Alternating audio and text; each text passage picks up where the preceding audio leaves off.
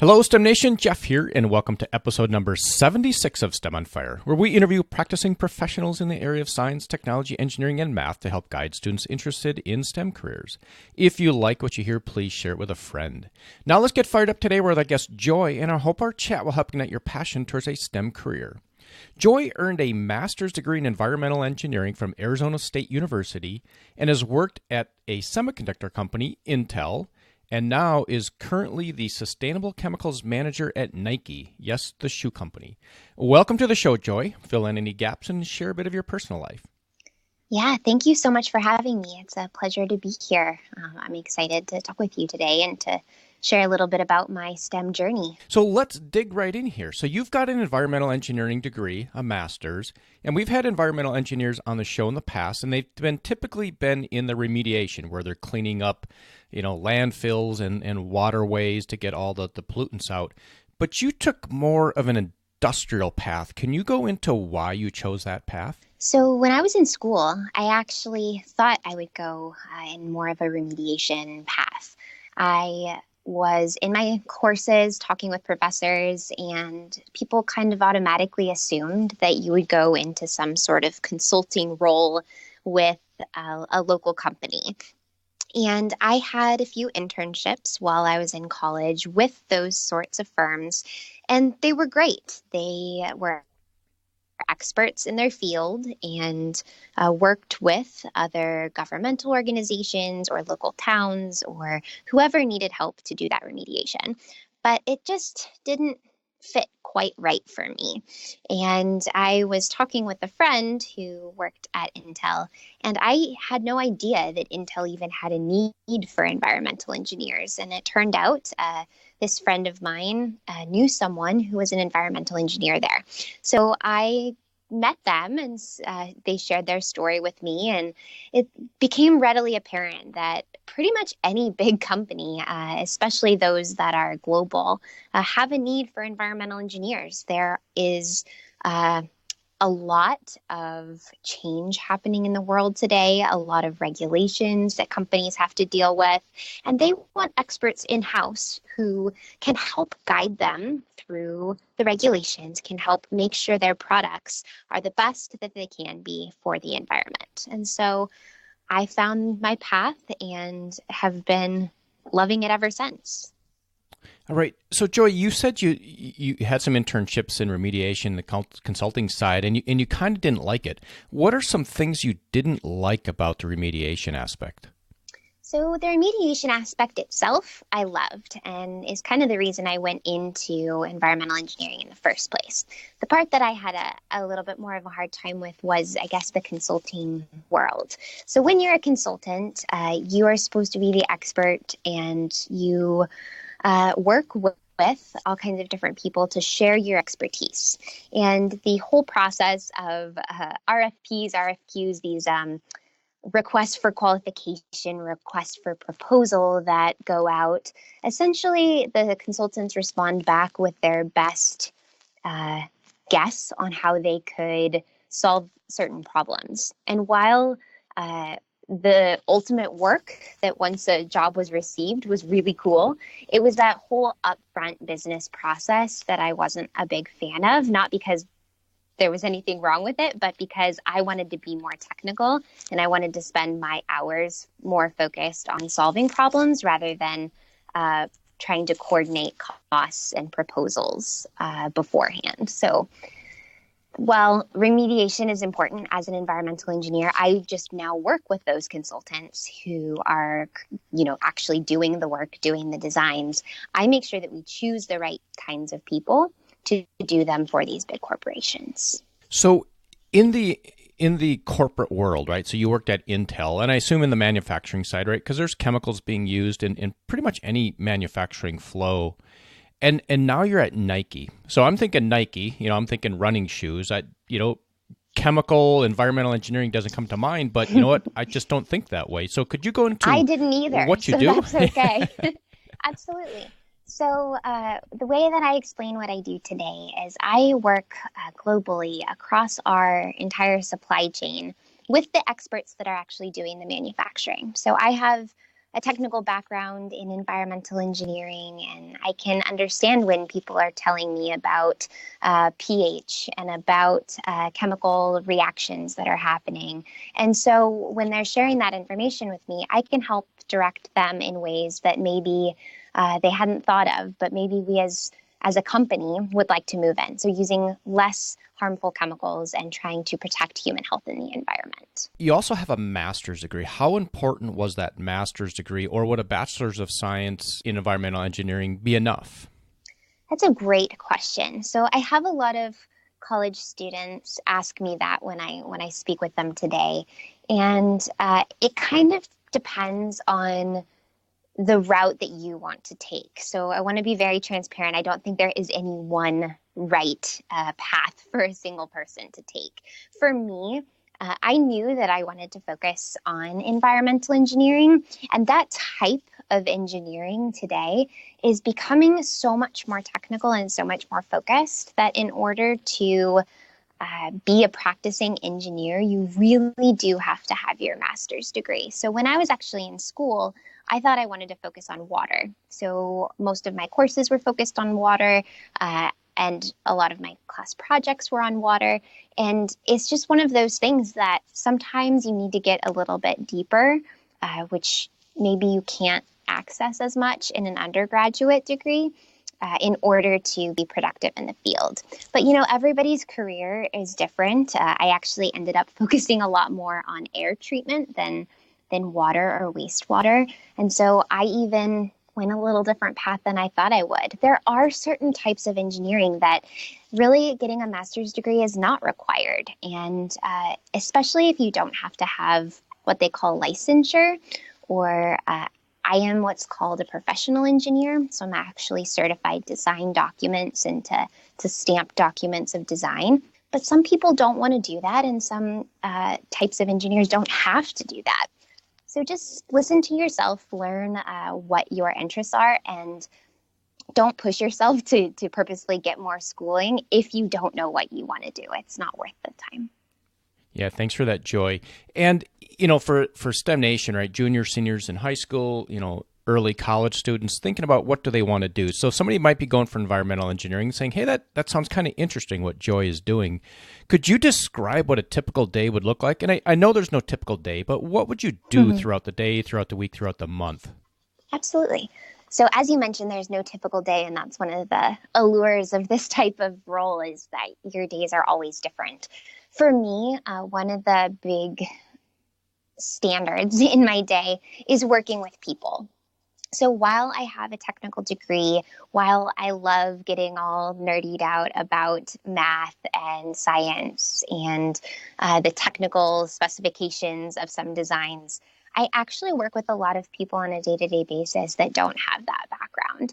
And so I, for lack of a better term, act as an interpreter. So I share my expertise with folks that have experience in things that I don't, and we work together to solve problems. So each day, I could be in the office, I could be out visiting a manufacturing site, or I could be consulting with a different engineering firm. It totally depends. I do work a lot with people around the globe, so I am on the phone fairly significantly, but I love that. I love working with people from different cultures, with different backgrounds, and sharing my expertise, but also learning. Each and every day is an opportunity to learn. Yeah, that's some good insights. And, Joy, if you had to pick just one thing that you think we don't know about manufacturing and remediation or environmental engineering in the corporate world, what would that one thing be that you think would be very interesting? That is a great question. I would say that given that I was in school for environmental engineering and I didn't even know that large corporations had environmental engineers, I would say that these big companies that exist in the world, when you make a small change there, the ramifications can spread so much further than just your little ripple. I think the small changes then that you and I make on our own day-to-day lives can have really big impacts. So your decision of what kind of containers you use for your drinking water, or what kind of food you choose to purchase. If everyone in the world were to make little changes, those would really add up to be significant to our planet. And it sounds like you have the ability to make very large impacts by the decisions you make during the manufacturing flows. Exactly. And there are things that, as you said, you wouldn't expect need environmental engineers. But most things that we create, in our world and what we use, we drive cars and we travel on roads and across bridges and we put on clothing every day and we use technology every day. Each of those has its own footprint that can be examined and really, honestly, can be decreased over time. All right, Joy, and if you had to pick one thing that really has you fired up today in any realm, what would that be? I am very inspired by the movement I see in our community today around awareness for environmental needs across the world. Just giving an example, the IPCC, it's the Intergovernmental Panel on Climate Change, recently released a big report about climate change and how our world will be changing over the next, many years. And some of the things that are in there are a little bit scary, but I'm very jazzed about the fact that people are talking about this report. And it's not just the sciencey folks that are talking. It's in the news. It's people are talking about it with their friends. And we really can see a movement beginning that people are paying attention and companies are paying attention to this fire that's burning in everybody's hearts to really change and to really make a difference for our planet. All right, thanks for that, Joy. And we're going to move into a story, an aha moment you've had, something that you turned into success. What I would say an aha moment for me was when I realized that sometimes people connect more with your story than with you being right. So when I was in school, you're taking tests and you're writing papers and you get graded on your accuracy and how close you are to the correct answer, which is great. And we all learn very technical skills by going through school and answering those questions. But when I got into the work world, I realized that at the same time was not enough, that people want to hear why you're doing what you're doing rather than just hearing your answer. So a good example was I was working on a project that had been shared with me by my manager. And there was this chemical forming in a manufacturing process that we didn't know where it was coming from. And my goal was to figure out where it was coming from or how it was being caused. And I figured it out. I worked with a team of other people and we learned how it was being formed. But when I was sharing that with my manager and the rest of the other teams during a report out, I was kind of surprised that nobody seemed to really care that we were successful at our job. We had figured out where the chemical was coming from. But until people really understood why it mattered, that chemical could have been causing a problem in manufacturing or that it could cause some concern for the environment, that nobody really cared where it came from. So instead of just giving the answer, instead of just being right, I instead had to work with my group and share the story, share why everyone should care, share why this was a problem, and then get everybody on board to make a difference and fix it. So it's a little bit bigger than just being correct. Yeah, Joy, and that's interesting, right? The why behind an answer, why? And actually, that was some feedback I had on the podcast from some listeners was, geez, I wish you'd ask why they went for that or why they did this. So I've incorporated that into it, take that feedback and continue to improve. So that's some very good insight. And STEM Nation, listen to what Joy's saying, right? Figure out the why, not just the answer, but the why. Almost take, the person that's listening through a journey, right? And they'll be much more in tune to what you're saying. Tell the story. Yep. Absolutely. And Joy, in order to do what you're doing, right, you had to go get a degree and you had to get through college, just like all the other engineering professions.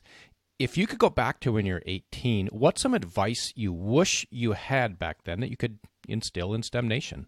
So I would say that we all get told to do your best in school and to achieve and to dedicate your time. And I fully agree with that. I've had many opportunities come out of my college experience and being successful in school. But what I would recommend, or what I would have told myself if I was looking back, is to focus a little bit more on your relationships that you're building and a little bit more on your own self-care. So, of course, show up to your classes, take your tests, do well. But sometimes it's actually more important for you to meet the other people that are in your class and to build a friendship or a relationship with them. Sometimes it's really important to create that relationship with your professor, learn a little bit about his or her life and what got them to the place where they are today. Maybe you can find a mentor who is actually out in the field of someone that, has a job that you would look up to, and spend some time, I don't know, grabbing coffee or a tea or going out to dinner with them. And instead of focusing on what you can get out of it, just take an opportunity to ask them questions and learn what their story is. I also do think it's important to have time for self-care. So we all are so busy all the time. You know, that word, quote unquote, busy, just shows up everywhere.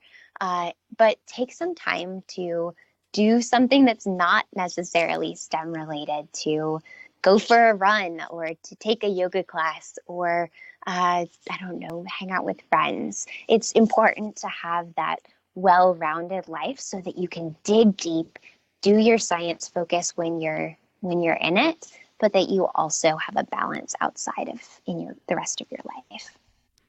Yeah, and Joy, you brought up mentorships, right? So there's a lot of students, heading into environmental engineering, and you are an environmental engineer. Would you be open to students contacting you on LinkedIn and striking a conversation?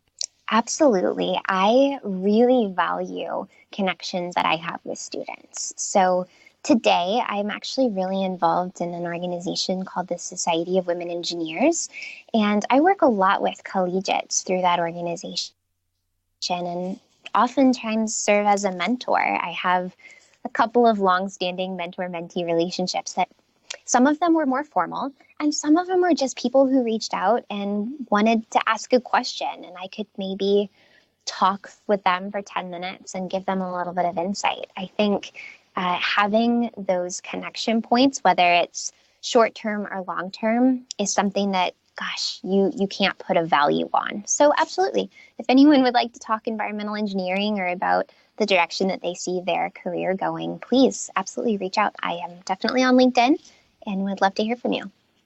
Yeah, so STEM Nation, you can go to the show notes on stemonfire.com, and Joy's link to LinkedIn will be there. Click on that and form a connection. And Joy, it is lightning round time. Are you ready? I am. What is the best piece of advice you've ever received? I would say that your time spent reflects your values. And let me explain that a little bit. So we all have 24 hours in the day. And I mentioned that term busy. Everybody says we're all so busy. So look at how you spend your time during that 24 hours. Are you investing in other people? Are you investing in your own learning? What kind of projects are you working on? And think about if there was someone who didn't know you that looked at your calendar, what would it say? And would it adequately reflect your values? I think that's something I look at on my own probably once a year and say, is this where I really want to be investing? And is this the best place that I could spend my time? And a personal habit that contributes to your success. For me, I am very passionate about movement and meditation. So I practice yoga, and I'm actually a part-time yoga teacher. And I find that meditation helps me to calm my mind and to really be present in the day-to-day happenings of my life. All right, Joy. And you've provided tons of value along the way, but we're going to ask you for just one more as a parting piece of guidance for STEM Nation, and then we will say goodbye. Well, my parting piece of guidance would be find an experienced person that you can talk with. So whether that's someone who is in your same year in school, who maybe is better at a certain subject than you are, go talk with them. Or maybe it's someone that has been in the field that you're interested in for 5 or 10 years, or maybe even 20 or 30 years. Go talk with them. Just creating those relationships is ridiculously valuable. All right. Thanks for that, Joy. And with that, we will say goodbye. And goodbye. Thanks for letting me be here. Absolutely. I hope you enjoyed that chat today with Joy. You can head over to STEMonfire.com, check the show notes, get all the links, and please subscribe to the email list to keep up with the latest happenings, and also subscribe to the podcast on your favorite podcast player and share it with a friend. Until next time, I hope this chat has helped ignite your passion towards